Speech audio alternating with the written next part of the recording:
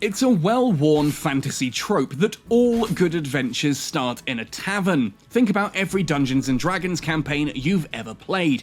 But in today's video, I'll be looking at a game that asks the question, what if the adventurers never left? You see, rather than simply starting the adventure with a pint of ale and a bard on a lute strumming away in the background, before departing for a dungeon to explore and loot, what if the taverns were the dungeons? And in a nutshell, that's Card Crawl Adventure, the latest game from Arnold Rauers, the genius behind other such mobile gaming gems as Card Thief, Nomatere, and the original Card Crawl. Now, it's no secret that I love Arnold Rauers' mobile games, and Card Crawl Adventure, his latest masterpiece, may actually be his magnum opus. Card Crawl Adventure is a delightful blend of Card Crawl's dungeon-crawling tavern aesthetic with Card Thief's brilliantly tactile pathing puzzle mechanic, and it's insanely good. Now, the aim of the game is to survive 3 shuffles of the deck, made from both your own deck of equipment and abilities and the Tavern Master's deck of monsters and obstacles, before you then slip out the tavern door at the end. Play is disarmingly simple in theory, in that players simply chain a path of 2 to 9 cards in whatsoever order they choose, collecting equipment and spells to bolster their abilities, fighting an entire bestiary of monsters, and resting at bonfires. Each card selected slowly exhausts your strength, which when fully sapped begins to instead drain your health. Drop your health to 0 and your adventure ends. There are opportunities to refresh both your health and strength, and it's balancing these 2 statistics alongside your need to collect equipment to slay monsters that forms the primary gameplay loop here, and it's deceptive. What at first appears to be a very simple mechanic very quickly twists into a vortex of complications. Imagine you're running low of health and strength, but one of the monsters on the table will spawn more monsters if it's left alive. On the other side, another monster will continue to increase the health of nearby foes if he's not dealt with quickly. Which do you go for? Do you risk going for both and ending the turn almost dead, praying for a healing card or the respite of a bonfire? Once you've exhausted the deck, it's all shuffled back together again with any monsters you discarded but didn't slay, all your equipment, and a few new cards for the second shuffle, and so on.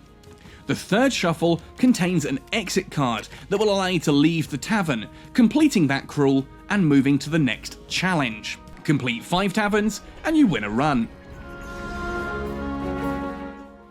Now, if that sounds simple enough, or perhaps if that's already sounding delectably complex and detailed, that's only the start. Every tavern has its own treasure, earned through various methods. Sometimes you need to join 2 broken key cards to earn the actual key to unlock the chest. Sometimes you need to slay a number of monsters whilst they're adjacent to a chest. Sometimes you need to combine map pieces, but if you manage to do it, the rewards are awesome. Each tavern also has a quest to complete that will earn you gold if you do so. Gold is spent at the end of the tavern on further upgrades to your character and deck, and these quests vary from making a path through all 9 cards in one go, to slaying so many monsters in the run, to finishing the whole tavern within so many turns, and many, many more. Gold is also used to pay the tavern's goblin landlord to stop their harmful effects if you're not quite ready to sneak out the tavern door, tab unpaid. And if that's still not enough, each tavern also features its own boss character. Slay enough monsters to get the boss's attention and they'll add themselves to the deck in card form, each with their own abilities to throw a serious spanner in the works. Some bosses will simply deal damage or heal themselves if not dealt with, but perhaps you'll go up against a slime that splits itself into smaller slimes when beaten, each with their own unique little rubs. Or perhaps it's a goblin chief and his guards, or a spiteful lich that can't be killed but slowly fades away, sapping the strength of other nearby cards. And finally, to top all of this off, each tavern has its own house rules to turn an already spicy mix into something truly tongue-tingling and volatile, like a card-based vindaloo ready to... Actually, let's leave that analogy unfinished. Ultimately, this complexity is arguably both Card Crawl Adventure's biggest strength and its main issue.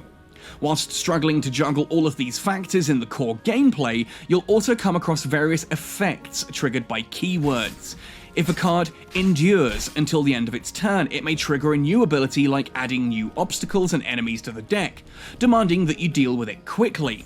Others might require that they be selected first or last to trigger or avoid their abilities. Others may simply apply effects to other cards, like being cursed, which saps more strength to select that card, or being shocked, which means its ability won't trigger until that shock wears off. On one hand, these add a healthy dose of variety to the game, forcing players to consider their situation carefully and make some truly difficult choices. On the other hand though, it does make for a more confusing barrier for entry to new players. The tutorial does help ease this a little, and there is an in-game glossary to help figure everything out, but it does take a few runs to really begin to figure out exactly how this all works. And until the point that players become comfortable with it all, runs can be confusing, and sometimes even frustrating. That all said, however, I do believe that the payoff is worth it. Whilst the game is certainly much more complex than Arnold Rauers' previous games, that complexity also makes it considerably deeper. We've not even touched on the plethora of different classes that can be purchased to add even more variety to how the game is played. The game, which is completely free and devoid of ads by the way, comes with the Scoundrel, a roguelike character who specialises in bleed effects that damage enemies over time, but there are other classes available for very modest purchases. Perhaps you fancy trying a fireball-slinging pyromancer, or a frost warden who freezes cards, keeping them around longer for multiple uses. These in-app purchases are very modest in cost, yet astonishingly good value considering the variety that they add to the game for those who, like me, end up thoroughly loving it. As a mobile game, Card Crawl Adventure also excels in providing both short burst and long session gameplay. Whilst a full adventure of 5 taverns may take upwards of 30 minutes to play out, individual taverns are quick, and the game does remember your position should you need to close the app at any point, allowing you to pick up right where you left off.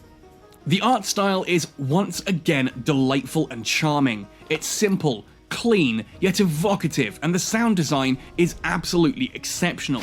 I love that crisp thwick of cards being played and shuffled. The boss's cackles and frustrated roars are hilarious. And nothing quite compares to the infuriated growl of an unpaid tavern keeper goblin when you slip out the door. Card Crawl Adventure continues Arnold Rauers' portfolio of frankly excellent works, but if you do decide to download only one of his games, make it Card Crawl Adventure. Its complexity may confuse and frustrate at first, but beyond that initial hurdle lies an involved and elaborate game that will have you constantly hooked on that promise of just one more turn. Download links for both Android and iOS are included in the description of this video, and I'd love to hear your thoughts on the game if you do give it a try.